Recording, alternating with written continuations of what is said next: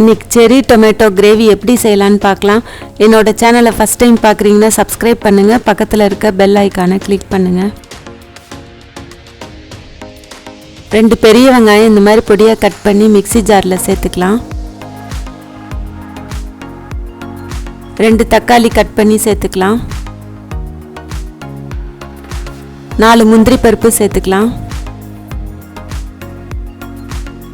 சேர்த்துட்டு இது எல்லாத்தையும் நல்லா ஃபைன் பேஸ்ட்டாக அரைச்சி எடுத்துக்கலாம். இந்த மாதிரி அரைச்சி எடுத்துக்கலாம். இந்த கிரேவி செய்கிறதுக்கு நான் செரி டொமேட்டோ எடுத்திருக்கேன். அடுப்பில் கடாயை வச்சுட்டு 1 டேபிள் ஸ்பூன் எண்ணெய் சேர்த்துக்கலாம். எண்ணெய் காஞ்ச பிறகு 1/2 டீஸ்பூன் ஜீரகம் சேர்த்துக்கலாம். சேர்த்துட்டு எடுத்து வச்சிருக்க டொமேட்டோ 300 கிராம் சேர்த்துக்கலாம். தக்காளி எண்ணெயில் சேர்த்த பிறகு அடுப்பை சிம்மில் வச்சுட்டே வதக்கி விடணும். இந்த தக்காளி குழையக்கூடாது.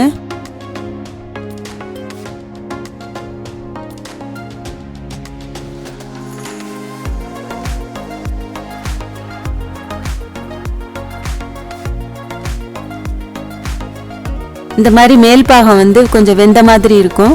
அந்த ஸ்டேஜில் எடுத்துடலாம்.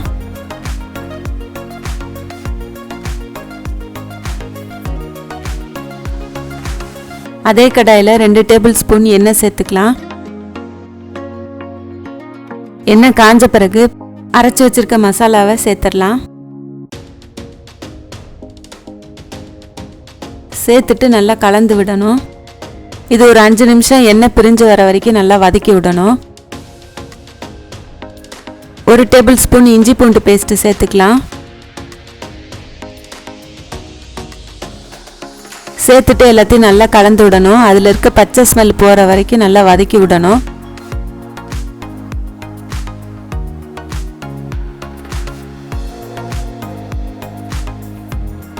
அரை டேபிள் ஸ்பூன் தனி மிளகாய் தூள் சேர்த்துக்கலாம். 1 டேபிள் ஸ்பூன் தனியாத்தூள் சேர்த்துக்கலாம். 1 டீஸ்பூன் மஞ்சள் தூள் சேர்த்துக்கலாம்.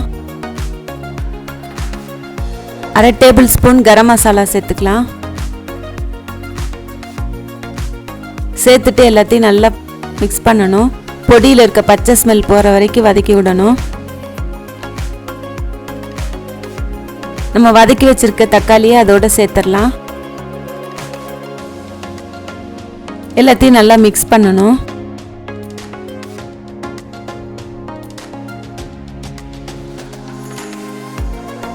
ஒரு கப் தண்ணி சேர்த்துக்கலாம். சேர்த்துட்டு எல்லாத்தையும் நல்லா கலந்து விடணும். 5 நிமிஷம் நல்லா கொதிக்க விடணும். 1/2 டேபிள் ஸ்பூன் உப்பு சேர்த்துக்கலாம்.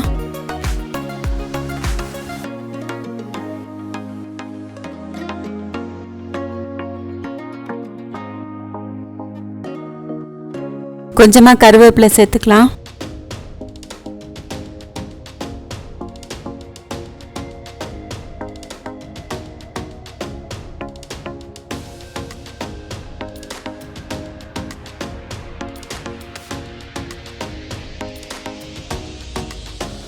கால் கப் அரைச்ச தேங்காய் விழுது சேர்த்துக்கலாம். சேர்த்துட்டு எல்லாத்தையும் நல்லா கலந்து விடணும். அடுப்பை சிம்மில் வச்சுட்டு பண்ணணும்.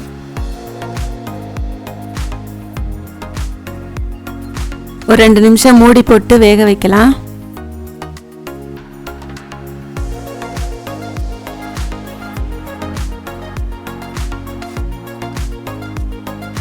இந்த மாதிரி எண்ணெய் பிரிஞ்சு வந்த பிறகு கொஞ்சமாக கொத்தமல்லி தூவி விட்டுக்கலாம். எல்லாத்தையும் நல்லா மிக்ஸ் பண்ணலாம். இதோட அளவுகளை நான் டிஸ்கிரிப்ஷன் பாக்ஸில் போட்டிருக்கேன், பார்த்துக்கோங்க. இது ரெடி ஆயிடுச்சு. இது சப்பாத்தி பூரி இதுக்கெல்லாம் ரொம்ப நல்லாயிருக்கும்.